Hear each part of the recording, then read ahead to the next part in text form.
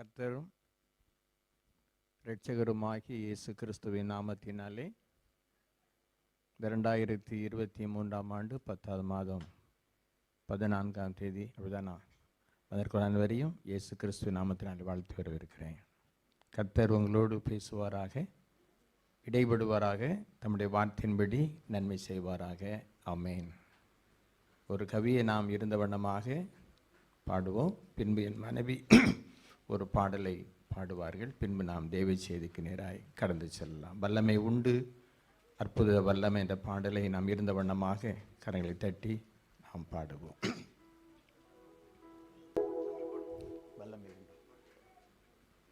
வல்லமை உண்டு, உண்டு அற்புத வல்லமை இயேசுவின் இரத்தத்தால்.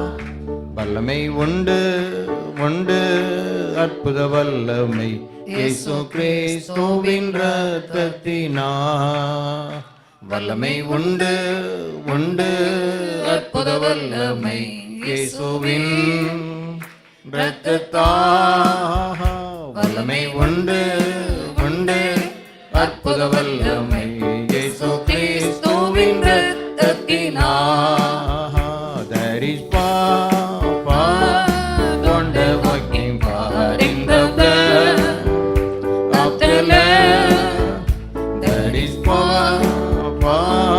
wonder-working power in the precious blood of the Lamb. வல்லமை உண்டு, உண்டு, உண்டு, உண்டு அற்புத வல்லமை இயேசுவின் இரத்தத்தால். வல்லமை உண்டு, உண்டு, உண்டு அற்புத வல்லமை இயேசு கிறிஸ்துவின் இரத்தத்தினால். வல்லமை உண்டு, உண்டு, உண்டு, உண்டு அற்புத வல்லமை. பாடுவோம்.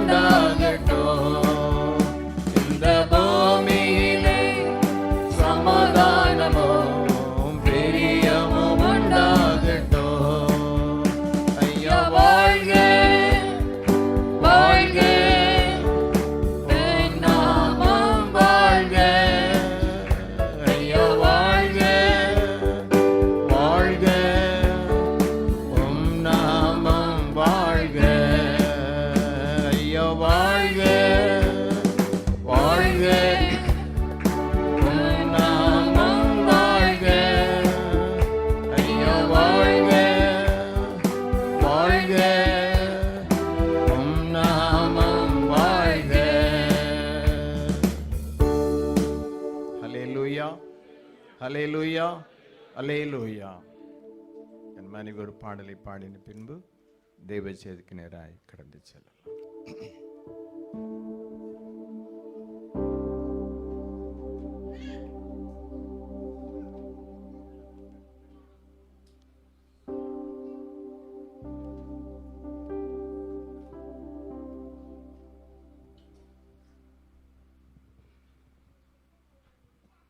ஹல்லேலூயா, ஹல்லேலூயா, ஹல்லேலூயா.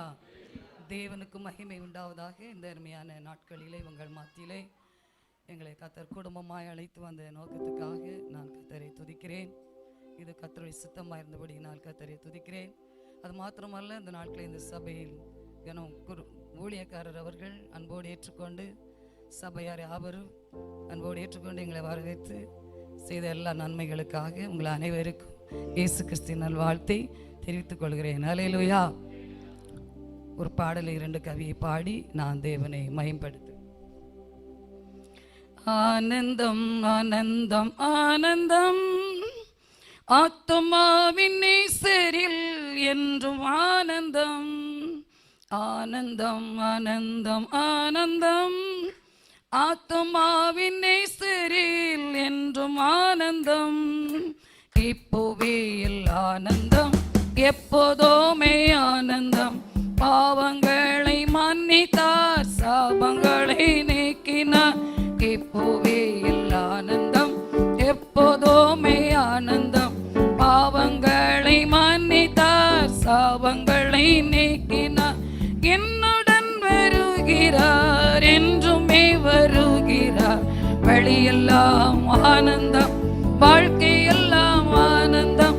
என்னுடன் வருகிறார், என்றுமே வருகிறார். வழியெல்லாம் ஆனந்தம், வாழ்க்கையெல்லாம் ஆனந்தம். ஆனந்தம், ஆனந்தம், ஆனந்தம். ஆத்துமாவின் நேசரே என்றும் ஆனந்தம், ஆனந்தம், ஆனந்தம், ஆனந்தம். ஆத்துமாவின் நேசரே என்றும் ஆனந்தம். ஆவியாலே ஆனந்தம், வாசனாலே ஆனந்தம். வெள்ளத்தை நிறைத்திட்டார், தேவபலன் தந்திட்டார். ஆவியாலே ஆனந்தம், வாசையாலே ஆனந்தம். வெள்ளத்தை நிறைத்திட்டார், தேவபலன் தந்திட்டார். ஆவி வரம் தருகிறார், அனல் மூட்டி விடுகிறார். ஆராதனை ஆனந்தம், துதி சோத்திரம் ஆனந்தம். ஆவி வரம் தருகிறார், அனல் மூட்டி விடுகிறார். ஆராதனை ஆனந்தம், துதி சோத்திரம் ஆனந்தம். ஆனந்தம், ஆனந்தம், ஆனந்தம். ஆத்துமாவின் நேசரில் என்றும் ஆனந்தம், ஆனந்தம், ஆனந்தம், ஆனந்தம். ஆத்துமாவின் நேசரி என்றும் ஆனந்தம். அல்லேலூயா. தேவனுடைய சுத்த கிருபையாய்தான் இந்த நாட்களிலே எங்களை குடும்பமாய் கர்த்தர் உங்கள் மையத்தில் நிறுத்தியிருக்கிறார். ஒரு சில காரியங்களை சொன்ன நேரம் போதாது, ஆனாலும் இன்றைக்கு உங்கள் மத்தியிலே என்னுடைய கணவரும் நானும் வந்து நிற்கிறது தேவ கிருபை. என்னுடைய கணவர் ஒரு சில ஆண்டுகள் மரண தருவாய் சோதனையினாலே இன்றைக்கி கஷ்டப்பட்டாங்க. அப்படிப்பட்ட ஒரு பெரிதான பலவீனத்தில் ஒரு குழந்தை போன்ற அனுபவங்கள் ஒரு வருடம் இருந்தாங்க. தூக்குறது கடத்துறது அனுபவங்கள்.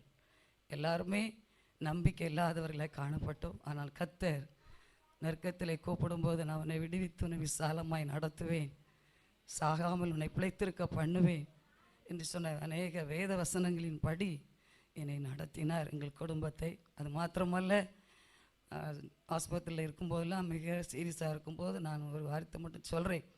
ஆண்டவரே, எங்களுக்கு கன்னியாகுமரியிலையும் திருநெல்வேலி மாவட்டத்திலையும் 3 ஊழியம் வைத்திருக்கிறீங்க, 3 ஜெப கூடாரம். அந்த 3 ஜெப கூடாரத்தை மட்டுமாவது சுற்றி அந்த ஊழியத்தை செய்து உடைய ராஜ்யத்துக்கு எங்களை செய்யணும், எங்களை ஏற்றுக்கொள்ளணும் அப்படின்னு கேட்டேன். ஆண்டவர் சொன்னார், அப்படி இல்லை மகளே, நான் ஜீவனை தந்து மலை தாண்டி ஏரி தாண்டி கடல் தாண்டி போய் ஊழியம் செய்யும் நாள் வச்சிருக்கேன்னு சொன்னார். 17ஆவது ஆண்டில் தான் அந்த சம்பவம் நடந்துச்சு. அல்லேலூயா. ஆனால் கர்த்தர் சொன்னபடி நாங்கள் அந்தபடியாக உத்தரப்பிரதேசம், மத்திய பிரதேசம், கடந்த 20ஆவது ஆண்டிலையும் கூட இந்த துபாய் பட்டணத்துக்கு வந்திருந்தோம், ஊழிய பணியை செய்து கடந்து சென்றோம். ஆனால் அப்படி பல இடங்களுக்கு கர்த்தர் என்ன செய்திருக்கிறார், நடத்தியிருக்கிறார். அவர் சொன்ன வார்த்தை ஒருபோதும் மாறாது. நான் விசுவாசிப்போம், ஜெபிப்போம், கர்த்தர் தொடர்ந்து பெரிய காரியங்களை செய்வார். நாங்களும் கூட தொடர்ந்து இந்த சபைக்காக தொடர்ந்து ஜெபிப்போம். ஹல்லேலூயா.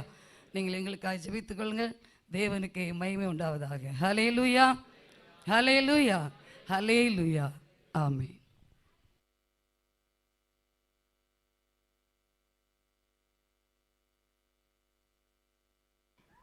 Thank you Lord. கர்த்தரும் இரட்சகருமாகிய இயேசு கிறிஸ்துவின் நாமத்தினாலே இந்த மாலை வேளையில் வந்திருக்கிறவங்க அனைவரையும் வாழ்த்தி வரவேற்கிறேன்.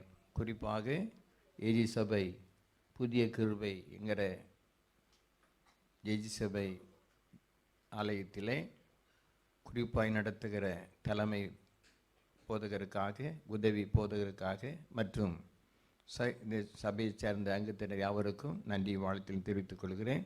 தேவன் வருகிற நாட்கள், வருகிற மாதங்கள் ஆசீர்வாதமாய் இருப்பதாக. ஆமேன். நாம் சிறிது நேரம் சிந்திக்கும்படியான வேத பகுதி எல்லாருக்கும் தெரிந்த ஒரு வசனம்தான். மத்தேயு 11ஆம் அதிகாரம் 28ஆம் வசனத்தை வாசிக்க கேட்போம். மத்தேயு 11:28. வருத்தப்பட்டு பாரம் சுமக்கிறவர்களே, நீங்கள் எல்லாரும் என்னிடத்தில் வாருங்கள், நான் உங்களுக்கு இளைப்பாறுதல் தருவேன். வருத்தப்பட்டு பாரம் சுமக்கிறவர்களே, நீங்கள் எல்லாரும் என்னிடத்தில் கர்த்தரிடத்தில் வாருங்கள், அவர் உங்களுக்கு இளைப்பாறுதல் தருவார். கண்களை மூடி கர்த்தரை நோக்கி நாம் பார்ப்போம். உள்ளத்தின் ஆழத்தில் இருந்து அவரை நோக்கி நாம் மன்றாடுவோம். உம்முடைய வார்த்தையின்படி நன்மை செய்வீராக. ஒளி மங்கி இருளாச்சே, உத்தமனே வாருமையா. ஒளி மங்கி இருளாச்சே, உத்தமனே வாருமையா. களித்தேரவு காத்திருப்போ, களித்தேரவு காத்திருப்போ. காதலனே கருணை செய்வார், காதலனே கருணை செய்வார். வாருமையா போதகரே, வந்தமிடம் தங்கியேரோ. வாருமையா போதகரே, வந்தமிடம் தங்கியேரோ. சேருமையா பந்திதனில், சேருமையா இந்த ஸ்தலத்தில். சிறியவராயங்களிடம்,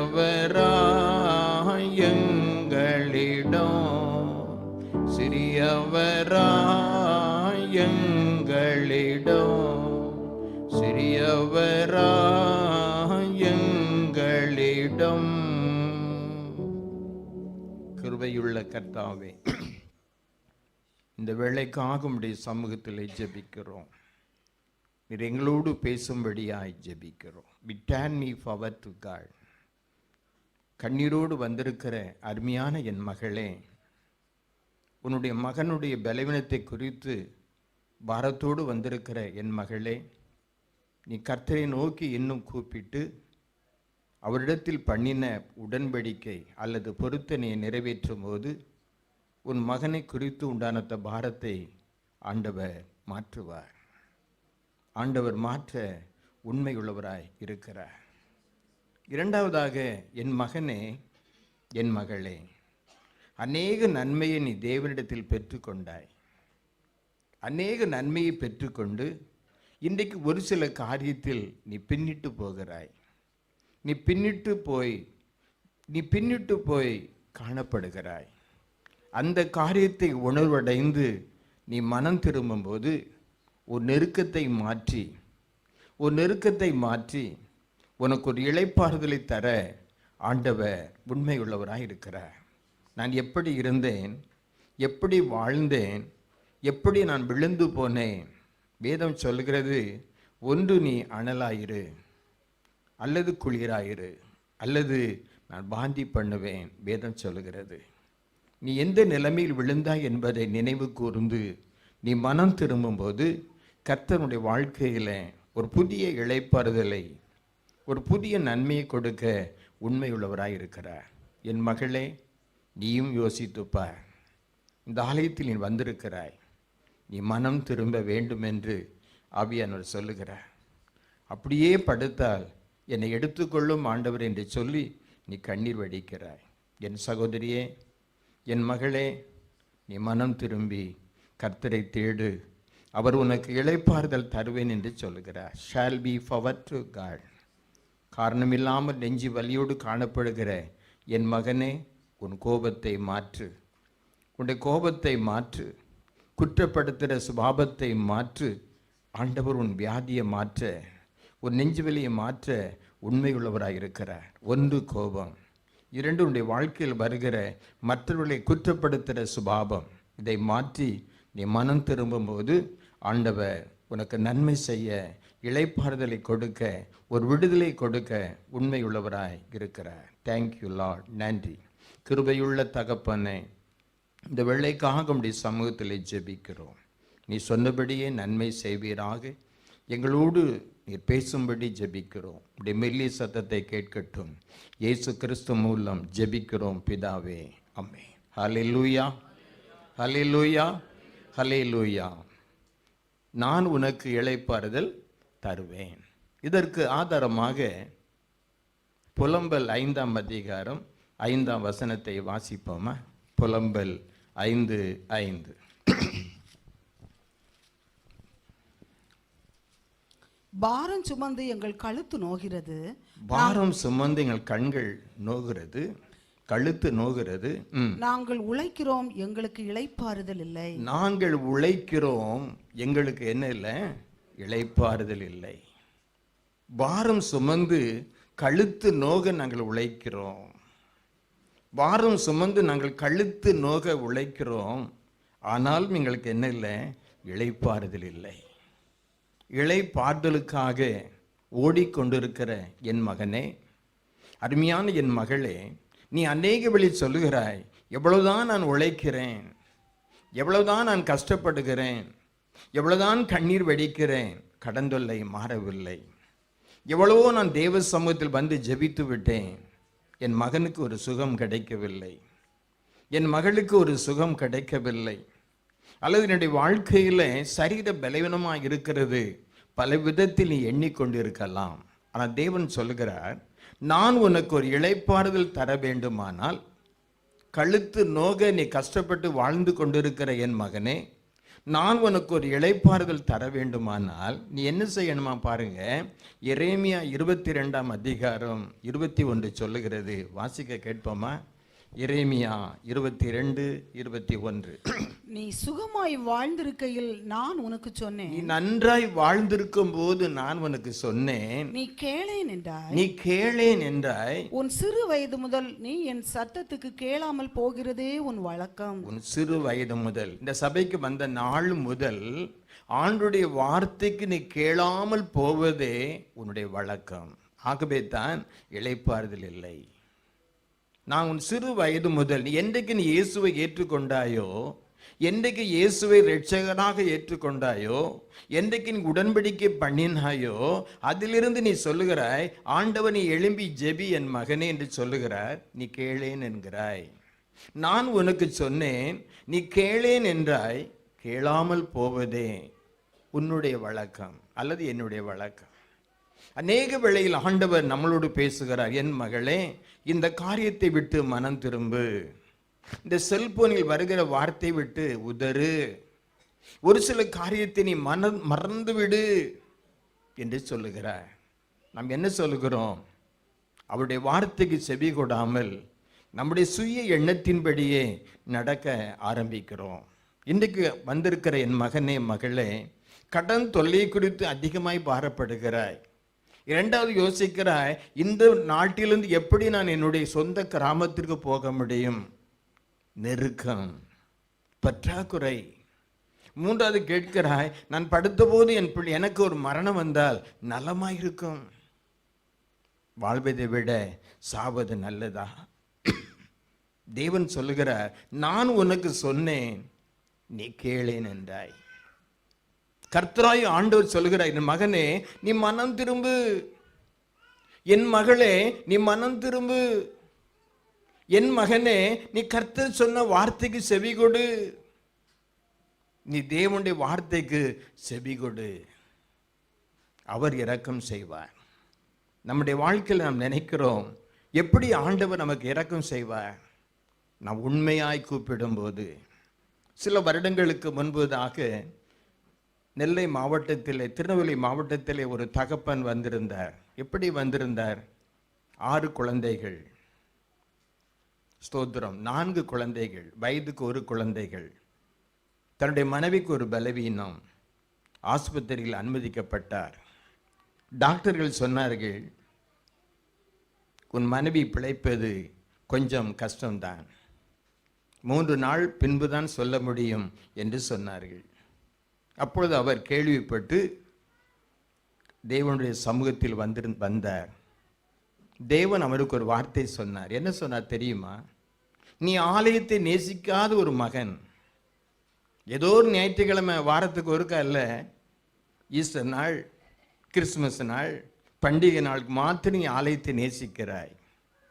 ஆனால் உன் மனைவி வியாதியை மாற்ற வேண்டுமானால் இந்த நாட்களில் நீ மனம் திரும்பி கர்த்தரை கூப்பிடு. நீ செய்த பாவத்தை விட்டு மனம் திரும்பு. நீ இந்த தேவனை உண்மையாய் தேடு. நீ மனம் திரும்பு என்று அவருக்கு அறிவுரை சொன்னார். அவர் சொன்ன வார்த்தை என்ன? என் மனைவி செத்து போனால் 4 குழந்தைகளும் நானும் என் மனைவியும் அதே சவப்பெட்டியில் இருந்து மரித்து விடுவோம். இதுதான் அவர் சொல்லி அவர் கணவர் அழுதார். தேவ சமூகத்தில் அழுதார். நானும் என் மனைவியும் 6 குழந்தைகளும் அதே சவப்பெட்டியில் மரித்து விடுவோம். தேவன் அவருக்கு பதில் சொன்னது என்ன? நீ மனம் திரும்பு, நான் உனக்கு ஒரு இளைப்பாறுதல் தருவேன். அவர் தேவனை நோக்கி 3 நாட்கள் மனம் கசந்து அழுதார். மனம் கசந்து அழுதார். எப்படி அழுதிருப்பார் தேவ சமூகத்தில்? வேதம் சொல்லுகிறது, தேவனுக்கு இருக்கும் பலிகள் நொறுங்குண்ட ஆவிதான், நொறுங்குண்டதும் நறுங்குண்டதுமான இருதயத்தை புறக்கணி. எனக்கு பிடித்த ஒரு வசனம் அதுதான். எவ்வளோ பாவம் செய்திருக்கலாம், எவ்வளோ தேவனை நாம் மறந்திருக்கலாம், அநேக மனிதர்கள் கைவிட்டு இருக்கலாம். அவருடைய சமூகத்தில் ஒரு சொட்டு கண்ணீர் வடிக்குமே சொல்லுவார், என் மகனே, என் மகளே என்று சொல்லுவார். இதே போல் அந்த கணவர் என்ன செய்தார்? தேவனை நோக்கி ஜெபித்தார். 3 நாட்கள் கண்ணீரோடு ஜெபித்தார். தன் மனைவிக்கு ஒரு விடுதலை கொடுத்தார். அந்த பலகீனம் மாறிற்று. ஆண்டவரை நேசித்தார். ஆலயத்தை மறந்தவர் ஆண்டவரை நேசித்தார். இன்றைக்கு நம்முடைய வாழ்க்கையிலும் கூட தேவனுடைய நன்மையை நாம் பெற்றிருக்கிறோம். தேவனுடைய ரட்சிப்பை நாம் பெற்றிருக்கிறோம்.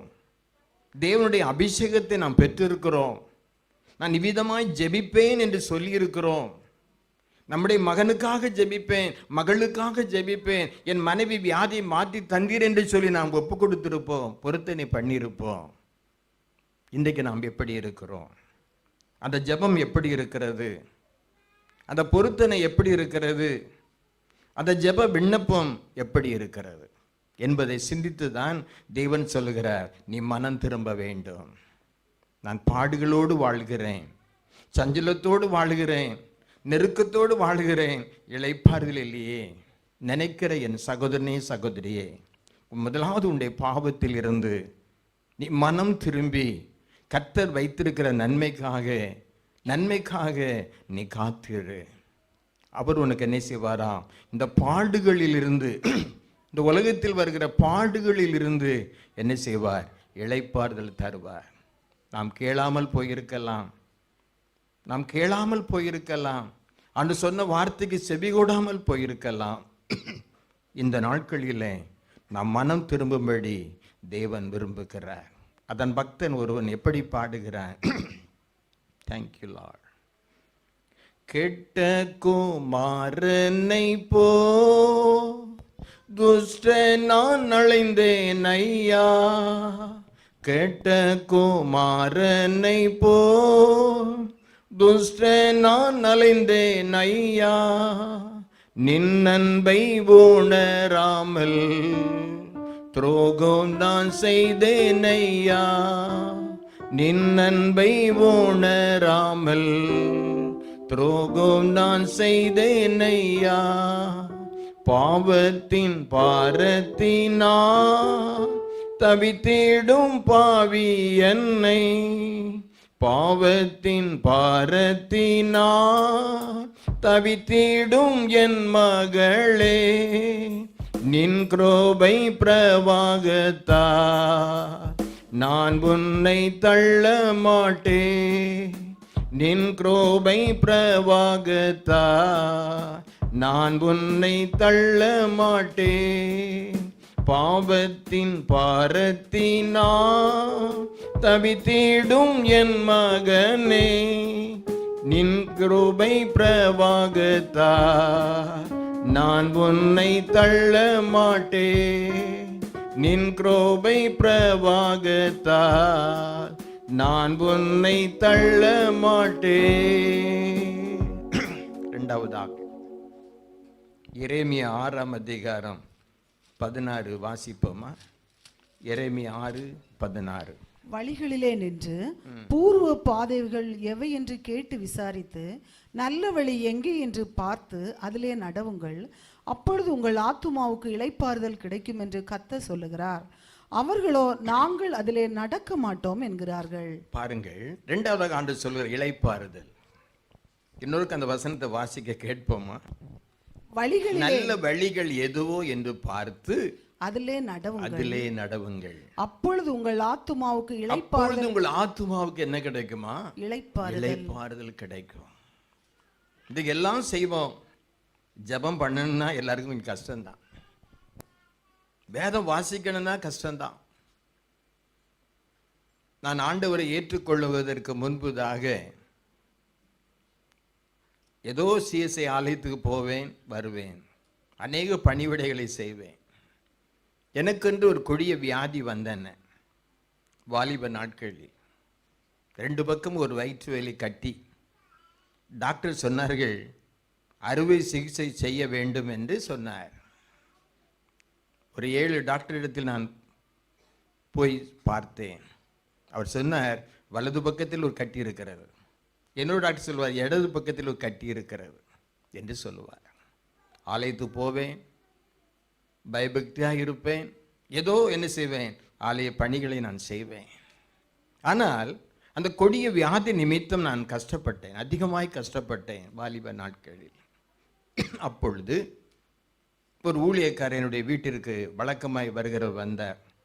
அவர் சொன்னார், என்னுடைய பாவங்களையும் என்னுடைய அக்கிரமங்களையும் நான் சாக வேண்டும் என்கிற எண்ணத்தையும் சொல்லி, மகனே நீ சாக வேண்டாம், நீ மனம் திரும்பும்போது நல்ல வழி எதுவோ என்று நீ பார்க்கும்போது இந்த வியாதியை நான் மாற்றுவேன், இந்த வியாதியை நான் உனக்கு மாற்றுவேன் என்று சொன்னார்.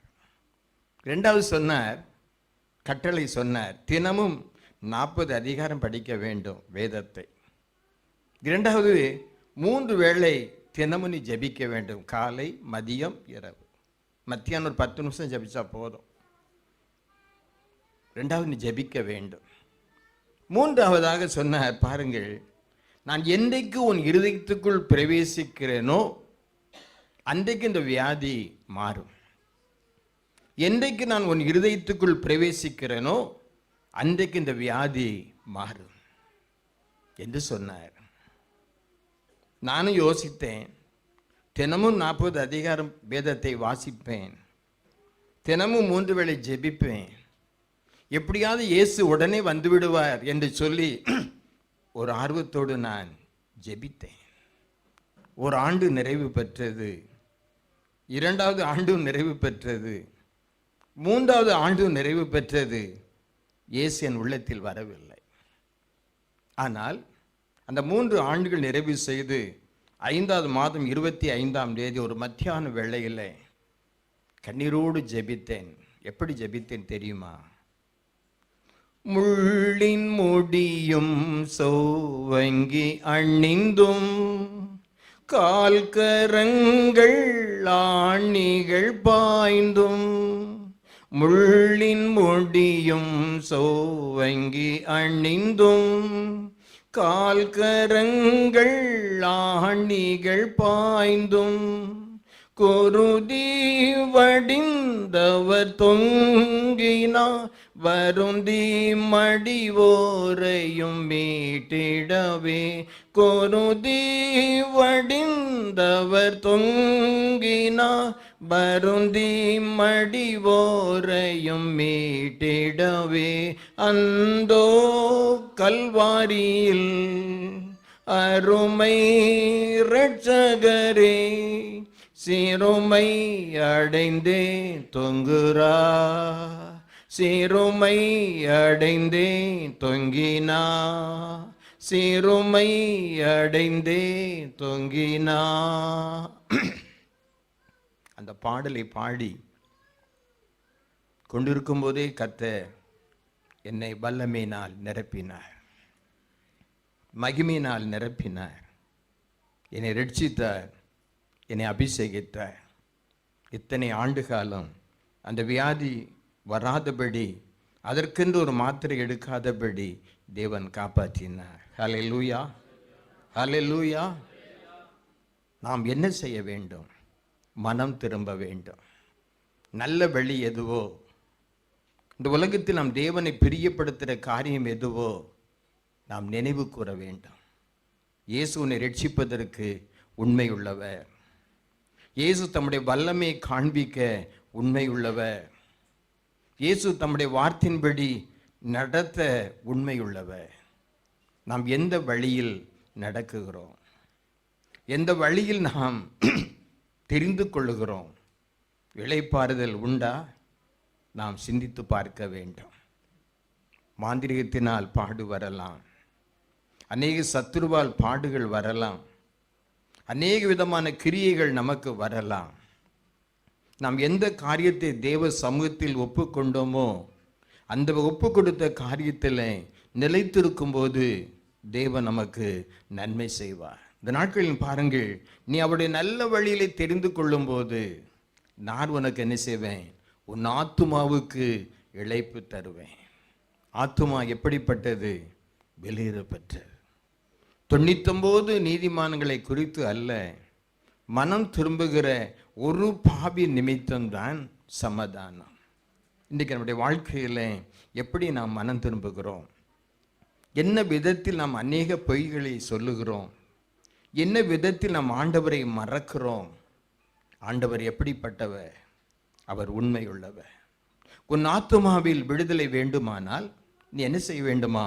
நல்ல வழியை பார்த்து ஆண்டவருக்கு பிரியமான காரியத்தை, அதான் வேதம் சொல்லுகிறது. பாருங்கள், சங்கீதம் 30:11 வாசிப்போமா? என் புலம்பலை ஆனந்த களிப்பாக மாற பண்ணினீர். என் புலம்பலை போதும், என் புலம்பலை ஆனந்த களிப்பாய் மாற பண்ணினீர். இன்னும் வேதம் சொல்லுகிறது, உமக்கு பிரியமானதை செய்ய எனக்கு போதித்தருளும். அதே தாவீது சொல்லுகிறார். எனக்கு அன்பானவர்களே, இன்றைக்கு உங்களுடைய வாழ்க்கையில் எந்த வழியில் வாழ்ந்து கொண்டிருக்கிறீர்கள்? எந்த வழியில் வாழ்ந்து கொண்டிருக்கிறீர்கள்? செல்போனில் நினைத்து பாருங்கள். குடும்ப வாழ்க்கையில் குடும்ப ஜெபம் சரியாய் செய்கிறீர்களா? அல்லது உங்களுடைய வாழ்க்கையில் பிள்ளைகளுக்கு வேண்டிய பொருத்தனையை நிறைவேற்றி இருக்கிறீர்களா? அல்லது உங்களுடைய வாழ்க்கையில் தேவன் சொன்னதை செய்திருக்கிறீர்களா? நினைத்து பாருங்கள். நாம் தேவனை உண்மையாய் தேடும்போது தேவன் நன்மை செய்ய உண்மை உள்ளவராய் இருக்கிறார். ஒரு சம்பவம் எனக்கு ஞாபகம் வருகிறது. தேவன் அதை ஞாபகப்படுத்துகிறார். நம்முடைய தூத்துக்குடி மாவட்டத்தில் ஒரு குடும்பம் தொலைபேசியில் தொடர்பு கொண்டார்கள். எப்படி? ஐயா, உங்களை குறித்து கேள்விப்பட்டோம். என் மகனுக்கு 34 வயது தான் நிறைவு பெறுகிறது. வெளிநாட்டில் நல்ல ஒரு வேலையில் இருந்தார். என்னை வெளிநாட்டிலிருந்து வந்து விட்டார் என்று சொல்லி தன்னுடைய தாய் தொலைபேசியில் தொடர்பு கொண்டார்கள். நாளை தினத்திலே நான் ஜெபித்து உங்களுக்கு பதில் சொல்லுகிறேன் என்று சொல்லி அடுத்த நாள் காலை 10 மணிக்கு தொலைபேசியில் தொடர்பு கொள்ளும்படி சொன்னேன். அவர்களுக்காக ஜெபித்த போது தேவன் ஒரு காரியத்தை ஞாபகப்படுத்தினார். எப்படி ஞாபகப்படுத்தினார்? சிஎஸ்சி ஆலயத்தில் அந்த மகன் பலவீனமாக இருக்கும்போது, 1 வயது இருக்கும்போது, இதே போல ஒரு ஆல்டரில் அந்த தாய் மகனுக்கு ஒப்பு கொடுத்தாளாம். எப்படி ஒப்பு கொடுத்தாள்?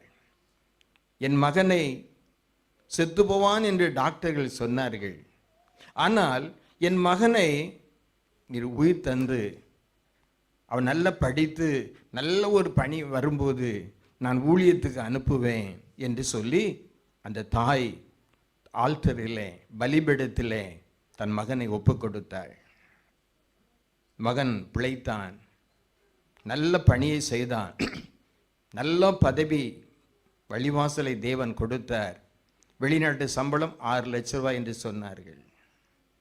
ஒரு மாதம் 6 லட்சம் ரூபாய். அந்த அம்மாட்டு தேவன் கேட்டார், மகளே நீ வேண்டியதெல்லாம் நான் தந்தேன் என்று சொன்னார். அப்போ நான் கேட்டேன், நீங்கள் வேண்டியதெல்லாம் தந்தாங்களேன்னு சொல்லி கேட்கும்போது, எனக்கு அழகான ஒரு மருமகள் வேண்டும் ஆண்டு கொடுத்தார். அழகான ஆம்பளை பிள்ளையும் பொம்பளை பிள்ளையும் கேட்டார், கொடுத்தார். வீட்டை கட்ட வேண்டும், வீட்டை கொடுத்தார். வாடகை வீடு வேண்டும், வாடகை வீடும் கொடுத்தார். நிலம் வேண்டும், நிலமும் கொடுத்தார். தோப்பு வேண்டும், அதுவும் கொடுத்தார். ஆனால் என்ன செஞ்சத கடைசியில் நினைச்சாங்க பாருங்க, 33 வயசுக்கு மேலே அழகான தூத்துக்குடியில் ஒரு திருமண மண்டபம் கெட்டும்போது வெளிநாட்டில் வேலை பார்த்த தன் மகன் மூளை சரியில்லாமல் வீட்டுக்கு வந்தார். அப்போதான் ஆண்டவர் கேட்டார், மகளே அவன் சாக வேண்டும் என்று நினைத்த போது அந்த ஆல்தரிலே நீ எப்படி கண்ணீர் வடித்தாய், எப்படி நீ புலம்பினாய், எப்படி நீ கண்ணீர் வடித்தாய் என்பதை நினைத்து மனம் திரும்பு, நினைவு கூர்ந்து மனம் திரும்பு. 33 ஆண்டுகள் நீ கேட்டதெல்லாம் நான் உனக்கு செய்தேன். மருமகளா, ஆண் பையனா, பேரப்பிள்ளையா, வீடா, எல்லாம் உனக்கு தந்தேன். இன்னும் உன்னுடைய ஆசை என்ன? மண்டபத்தை கட்டணும். இன்னும் அநேக காரியத்தை தான் உலக விதமாய் தான் நினைக்கிற உலக விதமாய் நடக்க வேண்டும் என்பதுதான் நினைக்கிறாயே தவிர, ஆரம்ப நாட்களில் ஒரு வயதில் பண்ணின பலிபீடத்தில் சொன்ன வார்த்தையை நீ மறந்து போனாய். அதை நினைவு கூர்ந்தால் இளைப்பாறுதல். உடனே விடுதலை கொடுத்தாரா? 3 ஆண்டுகள் இந்த பலகீனம் இருக்கும். 3 ஆண்டுகள் இந்த பலகீனம் இருக்கும். அவன் மனம் திரும்பும் போது, உன் மகனுக்காக நீ கண்ணீர் வடிக்கும் போது, அவனை ஒப்பு கொடுக்கும் போது, ஊழியத்துக்கு பண்ணின பொறுத்தினை நிறைவேற்றும் போது, நான் அவனுக்கு இளைப்பாறுதல் தருவேன் என்று வாக்கு கொடுத்தார். உடனே விடுதலை கொடுத்தாரா? இல்லை. எனக்கு அன்பான மகனே, மகளே, ஆண்டவர் நல்லவர் தான், ஆண்டவர் நன்மை செய்கிறவர் தான். அநேகவளை நாம் மறந்து போகும்போது, அவரை தேடாமல் போகும்போது, ஒரு சில காரியத்தில் பிடிவாதமாக இருக்கும்போது, அவர் செய்த நன்மையை மறக்கும் போது பாடுகள் வருகின்றன, துன்பங்கள் வருகின்றன, நெருக்கங்கள் வருகின்றன, இளைப்பாறுதல் இல்லை. நீ மனம் திரும்பும் போது தான் இளைப்பாறுதல். அந்த குடும்பத்தில் எல்லாம் இருந்தன. நினைச்சு பாருங்க, மாதம் 6 லட்சம் ரூபான்னு என்னெல்லாம் இருந்திருக்கும். எனக்கு அன்பானவர்களே, இந்த ஆலயத்தில் நீங்கள் வந்திருக்கலாம். உங்கள் கண்ணீருக்கு அநேக நன்மையை கர்த்தர் செய்திருக்கலாம், அநேக உயர்வுகளை கொடுத்திருக்கலாம், அநேக மேன்மையை கொடுத்திருக்கலாம். இன்றைக்கு நீங்கள் எப்படி இருக்கிறீர்கள்? ஆண்டவரை நினைவு கூறுகிறீர்களா, அல்லது ஆண்டவரை மறந்து விடுகிறீர்களா, அல்லது நன்மையான வழியை நடக்கிறீர்களா, தேவனுக்கு பிரியமில்லாத வழியில் நடக்கிறீர்களா என்பதை நினைத்து நீங்கள் மனம் திரும்ப வேண்டும் என்று தான் அவர் தேவன் விரும்புகிறார். அப்பொழுது உங்கள் ஆத்துமா பிழைக்கும்படி நான் உனக்கு இளைப்பாறுதல் தருவேன். உன் ஆத்துமா பிழைக்கும்படி நான் உனக்கு இளைப்பாறுதல் தருவேன். என் மகனே, என் மகளே, வாலிப தம்பியே, தங்கச்சியே, நீ மனம் திரும்பி தேவன் தருகிற சமாதானத்தை பெற்றுக்கொள்ள நீ ஆயத்தப்படு. அவர் உதவி செய்வார். அதன் பக்தன் பாடுகிறான். எப்படி பாடுகிறான்? துன்ப பெருக்கிலே சோர்ந்திடாதே, அன்பர் அறியாமல் வந்திடாதே. துன்ப பெருக்கிலே சோர்ந்திடாதே, அன்பர் அறியாமல் வந்திடாதே. கண் விழி போல் நான் காத்திடுவேன் கனிவுடன். கண் விழி போல் நான் காத்திடுவேன் கனிவுடன். அன்பரா இயேசுவை பார்த்து கொண்டு இன்பமாக உந்தன் பாதையோடே. அன்பரா இயேசுவை பார்த்து கொண்டு இன்பமாக உந்தன் பாதையோடே. நானே வழியும் சத்தியமும் ஜீவன். நானே வழியும் சத்தியமும் ஜீவனுமே, நானே வழியும் சத்தியமும் ஜீவனுமே. மூன்றாவதாக யாத்திராகமம் 33ஆம் அதிகாரம் 14ஆம் வசனத்தை வாசிப்போமா? யாத்திராகமம் 33:14. அதற்கு அவர், என் சமூகம் உனக்கு முன்பாக செல்லும், நான் உனக்கு இளைப்பாறுதல் தருவேன் என்றார். என்னோட தடவை வாசிப்போமா? அதற்கு அவர், என் சமூகம் உனக்கு முன்பாக செல்லும், நான் உனக்கு இளைப்பாறுதல் தருவேன் என்றார். என் சமூகம், இயேசு சொல்லுகிறார், என் சமூகம் உனக்கு முன் செல்லும், நான் உனக்கு இளைப்பாறுதல் தருவேன். அந்த இளைப்பாறுதல் தரணும்னா என்ன? இன்னொரு வசனத்தை வாசிக்கீங்களா? மத்தேயு 11:29 வாசிக்கீங்களா? மத்தேயு 11:29. நான் சாந்தமும் மனத்தாழ்மையுமாய் இருக்கிறேன், நான் சாந்தமும் மனத்தாழ்மை உள்ளவனாய் இருக்கிறேன். என் நுகத்தை உங்கள் மேல் ஏற்றுக்கொண்டு, என் நுகத்தை உங்கள் மேல் ஏற்றுக்கொண்டு என்னிடத்தில் கற்றுக்கொள்ளுங்கள், என்னிடத்தில் கற்றுக்கொள்ளுங்கள். அப்பொழுது உங்கள் ஆத்துமாக்களுக்கு இளைப்பாறுதல் கிடைக்கும். அப்பொழுது உங்கள் ஆத்துமாவுக்கு இளைப்பாறுதல் கிடைக்கும். என் சமூகம் முன் செல்லணும்னா ஆண்டவர் சொல்கிறது என்ன செய்யணும்? கற்றுக்கொள்ள வேண்டும். பொறுமை எடுனா பொறுமை எடுக்கணும், விட்டு கொடுனா விட்டு கொடுக்கணும், காத்திருக்கணும்னா காத்திருக்கணும், நீ பேசாம இருனா பேசாம இருக்கணும். அதை பாருங்க, என்னிடத்தில் கற்றுக்கொள், நான் சொல்வதை நீ கேள், மனத்தாழ்மையை கற்றுக்கொள், நான் உனக்கு என்ன செய்வேன்? இளைப்பாறு. பிடிவாதம் இருக்கிறதா? கடந்த 3 நாளைக்கு முன்பு ஒரு வசனத்தை சொன்னார் பாருங்கள். யாக்கோபு 3ஆம் அதிகாரம் 8ஆம் வசனத்தை வாசிக்கீங்களா? சம்மதமே இல்லாத ஒரு வசனத்தை சொல்றேன், வாசிங்க.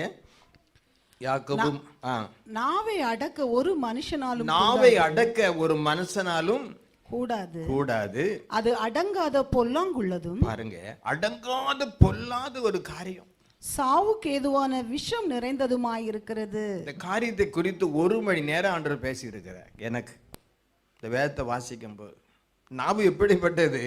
ஒரு அடங்காத பிடாரி, யாராலும் என்ன செய்ய முடியாது, அடக்க முடியாது, வேதம் சொல்லுகிறது. ஆனா பாருங்க, ஒரு குதிரையை கூட ஒரு மனுஷன் அடைக்கிறான், யானை அடைக்கிறான். உங்களுக்கும் எனக்கும் தந்த நாவு என்ன செய்யறேன்? அடக்க முடியல. அதே வார்த்தையினால என்ன செய்கிறோம்? துதிக்கிறோம், சபிக்கிறோம். நாம் துதிக்கிறோம் ஆண்டவரை, நாம் சபிக்கிறோம். நாம் எப்படி நாவால் ஆண்டவரை துதித்தோம் சபித்தோம் என்பதை நினைத்து பாருங்கள். என் சமூகம் உனக்கு முன் செல்லப்பா, நான் உனக்கு இளைப்பாறுதல் தருவேன். என்னிடத்தில் கற்றுக்கொள், நான் உனக்கு ஒரு இளைப்பாறுதல் தருவேன். அவர் சொன்னதை கேட்க வேண்டும். 2007ஆம் ஆண்டு ஜனவரி மாதம் 1ஆம் தேதி ஒரு ஆலயத்தில் கலந்து கொண்டு நான் வீட்டுக்கு திரும்பும்போது தேவன் ஒரு பதில் சொன்னார் எனக்கு. கற்றுக்கொள் என்கிற ஒரு தலைப்பில், இந்த கிராமத்திற்கு நீ போ, அந்த கிராமத்தில் இருக்கிற ஒரு சிறிய ஆலயத்தில் நான் சொல்லும் வரை நீ காத்திரு என்று சொன்னார். ஜனவரி மாதம் 1ஆம் தேதி, புதிய ஆண்டு, என்னெல்லாமோ நம்ம செய்வோம், வீட்டில் விருந்து செய்வோம், இருக்கட்டும். என்னுடைய மனைவியோ பிள்ளையிடத்தில் நான் சொல்ல முடியவில்லை. ஆண்டு சொன்னபடி அந்த சிற்றாலயத்துக்கு, அந்த கிராமத்துக்கு நான் போனேன். போன உடனே ஒரு வயதான தகப்பன் என்னை வரவேற்றார். தேவன் அறியாத ஒரு புறஜாதி தகப்பன் எப்படி கேட்டா, ஐயா நீங்க ஊழியக்காரர் தானா? நீங்க ஊழியக்காரர் தானா? நான் என்ன சொல்ல முடியும்? ஒன்றுமே சொல்லலை. அவர் சொன்னார், என் மனைவி காலை 8 மணி முதல் 10 மணிக்குள்ள நம்முடைய பஸ் ஸ்டாண்டில் ஒரு ஊழியக்காரர் வருவார், அவரை கூட்டிட்டு வந்துருங்க என்று சொன்னார். எப்போ? நேற்று ராத்திரியே சொன்னான்னு சொன்னாங்க. அவர் 3 கேட்குறாரு, நீங்கள் ஊழியக்காரர் தானா? நான் சிரிச்சுட்டு கடைசியில் 3ஆவது தடவை நான் ஊழியக்காரர் தான் சொன்னேன். எங்கள் வீட்டுக்கு அவசியம் வரணும் என்று அழைத்து சென்றார். தேவன் அறியாத ஒரு இந்து குடும்பம்.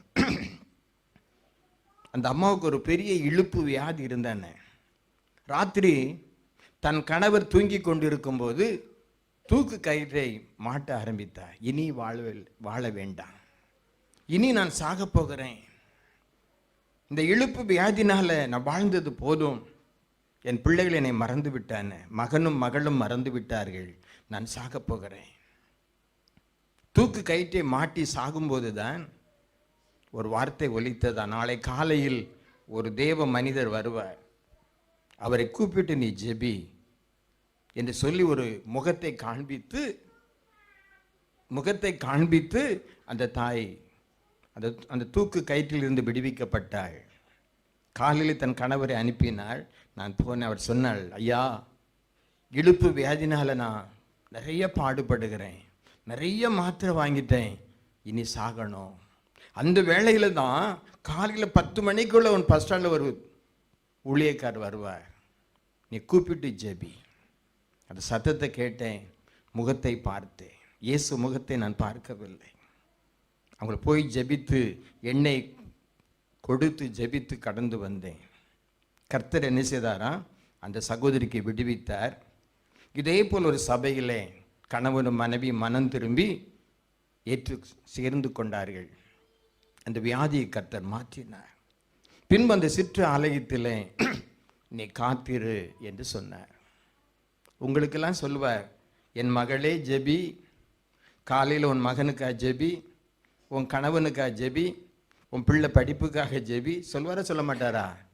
சொல்லுவார்.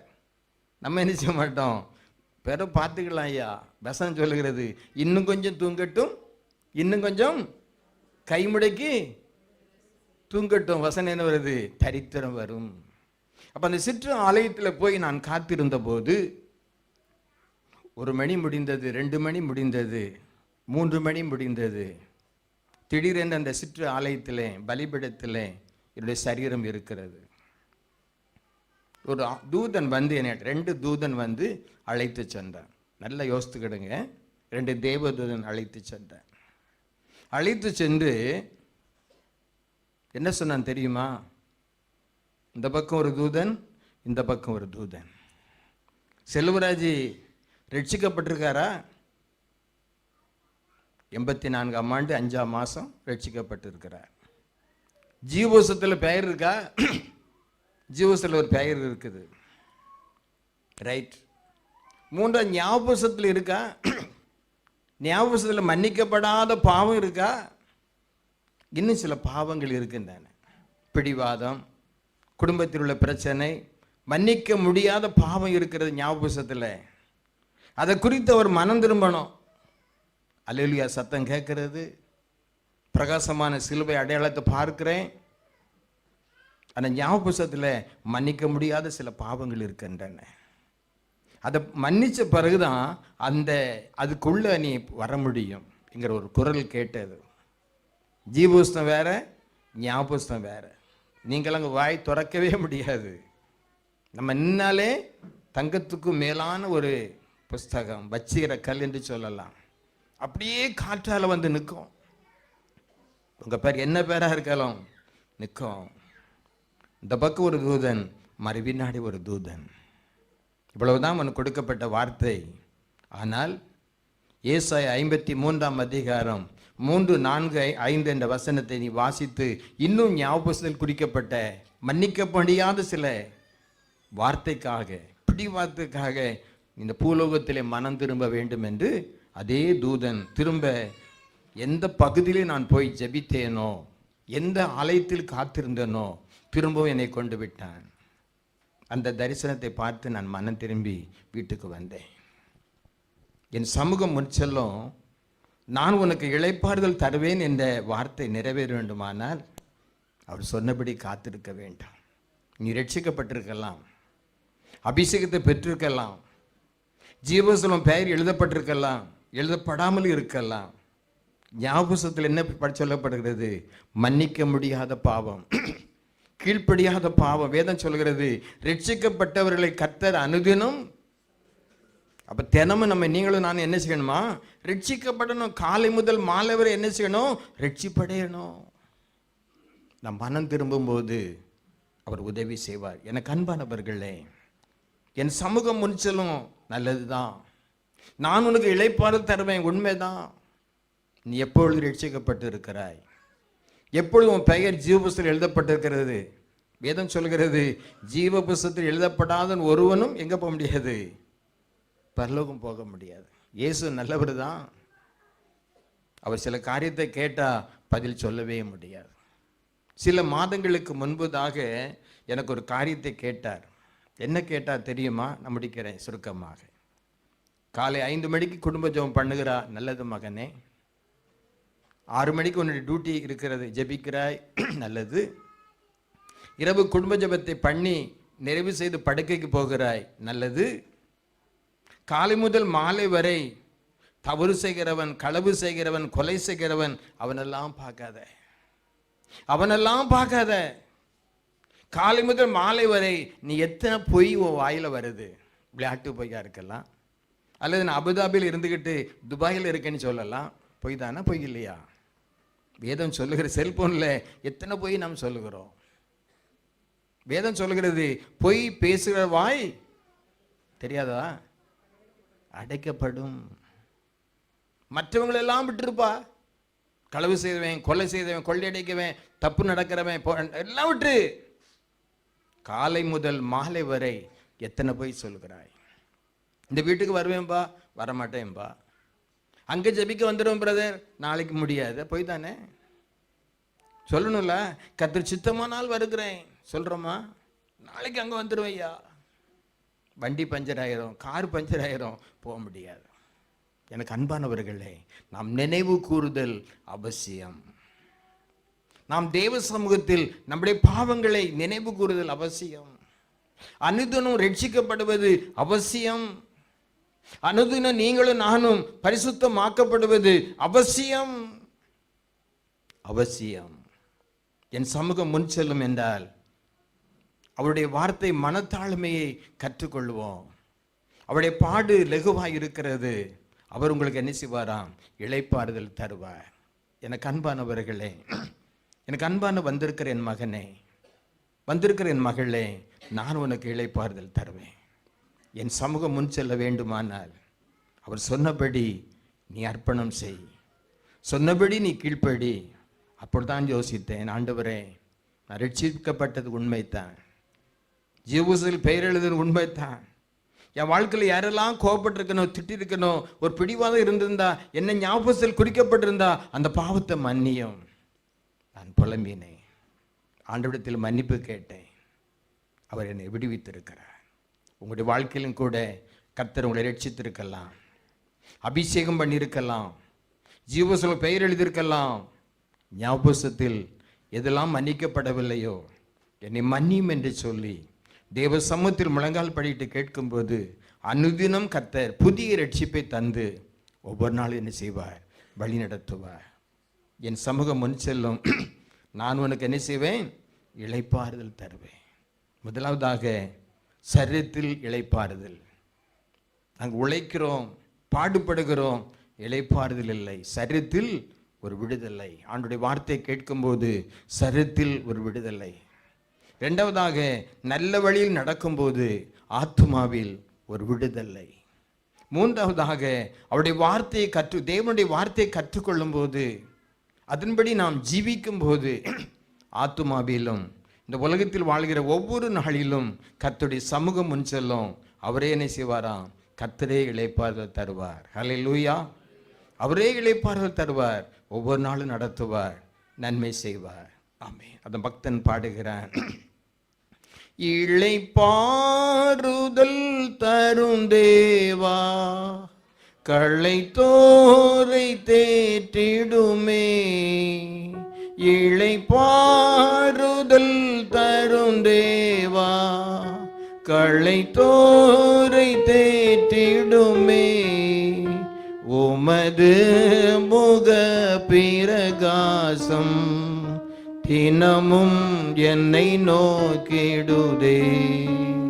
உமது முக பிரகாசம் தினமும் உம்மை வீசிடுதே. திருப்பாதம் நம்பி வந்தே, கிருபை நீரை இயேசுவே. தாமத அன்பை கண்டடைந்தே, தேவ சமூகத்திலே தாமத அன்பை கண்டடைந்தே தேவ சமூகத்திலே. நாம் இருந்த வண்ணமாக கண்களை மூடி ஜெபிப்போம். கிருபையுள்ள தகப்பனே, கிறிஸ்தமனே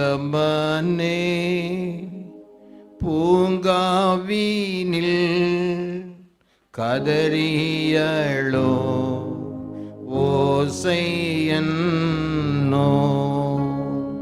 கிறிஸ்தமனே பூங்காவினில் கதறியளும் ஓசையன்னோ, எத்திசையோ எங்கும் கேட்கும் எந்த மனோ வதைக்கின்றதே, எத்திசையோ எங்கும் கேட்கும் எந்த மனோ வதைக்கின்றதே.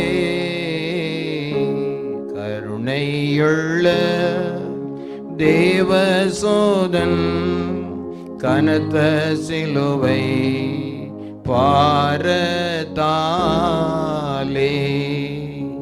கருணையுள்ள தேவசோதன் கனத்த சிலுவை பாரத்தாலே, கருணையுள்ள தேவசோதன் கனத்த சிலுவை பாரத்தாலே.